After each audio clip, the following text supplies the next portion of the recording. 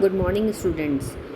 Last lecture में हमने discuss किया था organometallic compounds and it's classification, carb धात्विक यौगिकों का वर्गीकरण और कार्ब धात्विक यौगिक क्या होते हैं। आज हम पढ़ेंगे ऑर्गेनो मैग्नीशियम कंपाउंड्स, कार्ब मैग्नीशियम यौगिक। मैग्नीशियम के कार्ब धात्विक यौगिक बहुत ही इंपॉर्टेंट है। पौधों में पाया जाने वाला जो क्लोरोफिल है वो मैग्नीशियम का ही कार्ब धात्विक यौगिक होता है। इसके अतिरिक्त ऑर्गेनिक केमिस्ट्री की कई सिंथेसिस में ग्रिग्नार्ड अभिकर्मक भी मैग्नीशियम का ही कार्ब धात्विक यौगिक है। एल्काइल मैग्नीशियम हैलाइडों को हम ग्रिग्नार्ड अभिकर्मक कहते हैं। ये मिश्र कार्ब धात्विक यौगिक होते हैं। अब चूँकि ग्रिग्नार्ड ने इसे सबसे पहले साइंटिस्ट ग्रिग्नार्ड ने इसे सबसे पहले बनाया था, इसीलिए इन यौगिकों का नाम ग्रिग्नार्ड रिएजेंट पड़ा। ये यौगिक अत्यंत क्रियाशील होते हैं। Grignard reagent for example RMgX है, तो इसमें जो कार्बन और मैग्नीशियम के जो कार्बन उपस्थित होता है वह मैग्नीशियम के साथ पोलर कोवेलेंट बॉन्ड के द्वारा जुड़ा रहता है और मैग्नीशियम हैलोजन के साथ आयनिक बंध के द्वारा जुड़ा रहता है। CMgX में जो मैग्नीशियम एटम होता है वो हाइड्रोकार्बन के परमाणु से जुड़ा रहता है और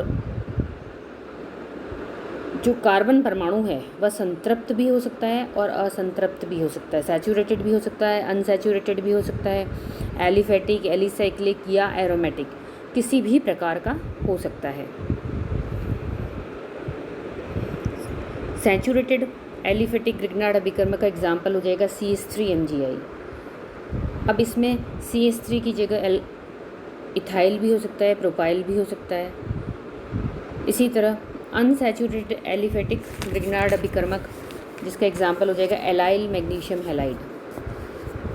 अगर ट्रिपल बॉन्ड प्रेजेंट है तो प्रोपाइल मैग्नीशियम हैलाइड। अगर रिंग का प्रेजेंट है, कार्बन एटम किसी रिंग में है, एलिसाइक्लिक रिंग है, तो उसका एग्जाम्पल हो जाएगा cyclohexyl magnesium halide. Aromatic ring है तो जैसे एग्जाम्पल हम ले रहे हैं phenyl magnesium halide. Heterocyclic ring है तो पिरिडीन 4 मैग्नीशियम हैलाइड। तो इस तरह से ये जो कार्बन परमाणु हैं ग्रिग्नार्ड अभिकर्मक का वो किसी भी प्रकार का हो सकता है और इसमें उपस्थित जो हैलोजन है वह क्लोरीन, ब्रोमीन या आयोडीन हो सकती है, लेकिन इनकी जो क्रियाशीलता का क्रम है वो निम्न होता है। सबसे अधिक क्रियाशीलता आयोडीन की होती है, उसके पश्चात ब्रोमीन की और उसके पश्चात क्लोरीन की। चूँकि यह अभिक्रिया आयोडाइडों के साथ या RI के साथ सबसे अधिक होती है, अतः जब हम RCl और RBr यानी एल्काइल क्लोराइड या एल्काइल ब्रोमाइड की क्रियाओं में से किसी अभिक्रिया को प्रारंभ करते हैं तो उसमें थोड़ी सी मात्रा में हम आयोडीन का प्रयोग करते हैं। तो आयोडीन उस एल्काइल क्लोराइड या एल्काइल ब्रोमाइड के साथ क्रिया करके एल्काइल आयोडाइड बनाता है, जो तीव्रता के साथ मैग्नीशियम से क्रिया करके ग्रिग्नार्ड अभिकर्मक बना लेता है, जिससे ऊर्जा मुक्त होती है और क्रिया चलती रहती है। ग्रिग्नार्ड अभिकर्मक बनाने के लिए जितने भी रिएजेंट्स हम लेते हैं वो शुद्ध और शुष्क होने चाहिए, अन्यथा हमें इच्छित उत्पाद नहीं बन पाता है और कुछ और ही प्राप्त हो जाएगा। ग्रिग्नार्ड अभिकर्मक को हम ड्राई ईथर में मैग्नीशियम धातु की एल्काइल हैलाइड के साथ अभिक्रिया करके बना सकते हैं। यह अभिक्रिया मुक्त मूलक क्रियाविधि के द्वारा संपन्न होती है। चूँकि ग्रिग्नार्ड अभिकर्मक अत्यंत क्रियाशील होता है, इसीलिए हम ड्राई ईथर का यूज़ करते हैं। मैग्नीशियम धातु की सतह पर एल्काइल हैलाइड अधिशोषित हो जाता है और मैग्नीशियम धातु परमाणु अपना एक इलेक्ट्रॉन हैलोजन को देकर कार्बन हैलोजन के मध्य में बॉन्ड बना लेता है और इस प्रकार से ग्रिग्नार्ड अभिकर्मक का निर्माण होता है। अब हम लेते हैं ग्रिग्नार्ड अभिकर्मक की अभिक्रियाएं। ग्रिग्नार्ड अभिकर्मक चूँकि अत्यंत रिएक्टिव कंपाउंड है, अतः इसके संश्लेषण में हम ड्राई ईथर मीडियम लेते हैं, क्योंकि ये नमी, वाटर वेपर या अल्कोहल के सबके साथ क्रिया करके अपघटित हो जाता है।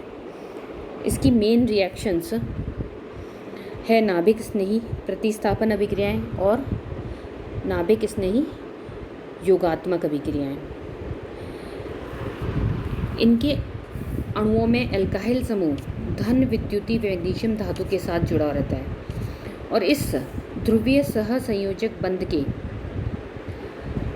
विषमांश विखंडन के द्वारा कार्ब एनायन का निर्माण होता है और यह कार्ब ऋणायन किसी भी धन आवेशित युक्त इलेक्ट्रॉन स्नेही के साथ जुड़ सकता है। अतः यह अभिकर्मक सक्रिय हाइड्रोजन परमाणु युक्त अथवा हैलोजन परमाणु युक्त यौगिकों के साथ अभिक्रिया करके अलग अलग उत्पाद बनाते हैं। इसी प्रकार ग्रिग्नार्ड अभिकर्मक पाई बंध युक्त यौगिकों के साथ भी अभिक्रिया करके नाभिक स्नेही योगात्मक अभिक्रियाएं देते हैं। अब इन अभिक्रियाओं को हम 1 by 1 लेते हैं। फर्स्ट है सिंथेसिस ऑफ एल्केन्स। यदि ग्रिग्नार्ड अभिकर्मक की अभिक्रिया सक्रिय हाइड्रोजन युक्त यौगिकों के साथ करवाते हैं तो एल्केनों का संश्लेषण होता है। अतः जल, अल्कोहल, अमोनिया, एसिटिलीन आदि यौगिक ग्रिग्नार्ड अभिकर्मक के साथ अभिक्रिया करके एल्केन बनाते हैं, जैसा कि इसमें हमें दिखाई दे रहा है। लेकिन इसमें एक इम्पॉर्टेंट चीज़ यह है कि ग्रिग्नार्ड अभिकर्मक एसिटिलीन अथवा किसी अन्य वन एल्काइन के साथ तो क्रिया करते हैं क्योंकि उसमें एक सक्रिय हाइड्रोजन परमाणु उपस्थित होता है, लेकिन एल्कीनों के साथ अभिक्रिया नहीं करते हैं क्योंकि उसमें कोई भी सक्रिय हाइड्रोजन परमाणु नहीं होता है। इन सभी अभिक्रियाओं में यह सक्रिय हाइड्रोजन परमाणु युक्त यौगिकों के साथ अभिक्रिया करके एल्केन और मैग्नीशियम के साथ दूसरा यौगिक बनाते हैं। अब यदि हम मिथाइल मैग्नीशियम हैलाइड का प्रयोग करें CH3Mg I या Cl, तो किसी भी यौगिक में विद्यमान प्रत्येक सक्रिय हाइड्रोजन परमाणु के लिए मात्रात्मक रूप से 1 मोल मीथेन गैस बनती है। अतः इस अभिक्रिया का उपयोग कार्बनिक यौगिकों में विद्यमान अल्कोहल, OH, NH2, SH जैसे सक्रिय हाइड्रोजन युक्त समूहों के आंकलन में किया जाता है और इस विधि को हम कहते हैं ज़ेरे-विटिनॉफ की विधि।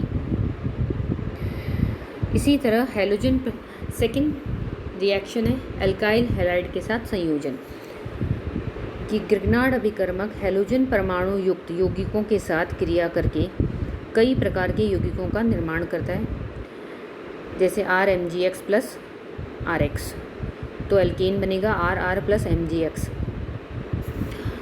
अब इसमें फर्स्ट सिंथेसिस है सिंथेसिस ऑफ एल्कीन्स। तो इस अभिक्रिया से हम एल्कीन्स बना सकते हैं। अगर हम एलाइल हैलाइड यूज़ करते हैं तो एल्कीन बनेगा। इसी तरह अगर हम एल्काइंस का यूज़ करते हैं, higher alkyne, synthesis of higher alkynes, third reaction है अन्य कार्ब धात्विक यौगिकों का संश्लेषण।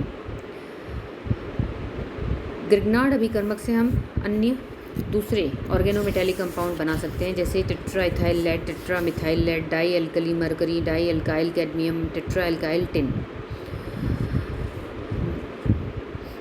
नेक्स्ट रिएक्शन है सिंथेसिस ऑफ अल्कोहल्स। यह एक नाभिक स्नेही प्रतिस्थापन अभिक्रिया है।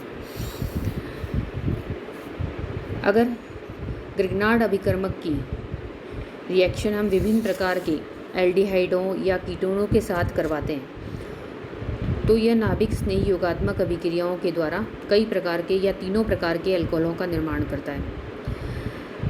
फर्स्ट हम लेते हैं synthesis of primary alcohol.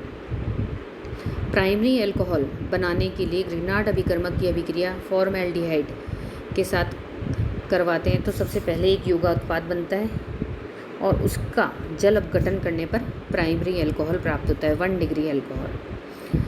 Secondary alcohol अगर बनाना है तो हम फॉर्मल्डिहाइड के अतिरिक्त किसी भी अन्य एल्डिहाइड की अभिक्रिया ग्रिग्नार्ड अभिकर्मक के साथ करवाते हैं तो वही सर्वप्रथम हमें एक योगा उत्पाद मिलेगा उसके पश्चात उसका जल अपघटन करने पर सेकेंडरी अल्कोहल प्राप्त होता है।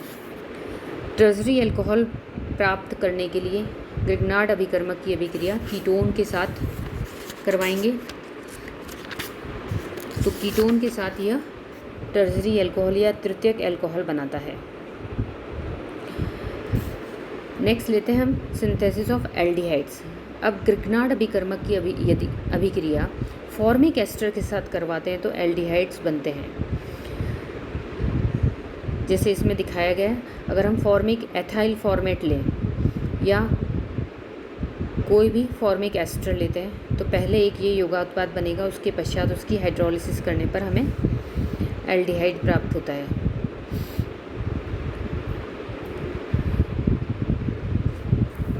नेक्स्ट है सिंथेसिस ऑफ कीटोन।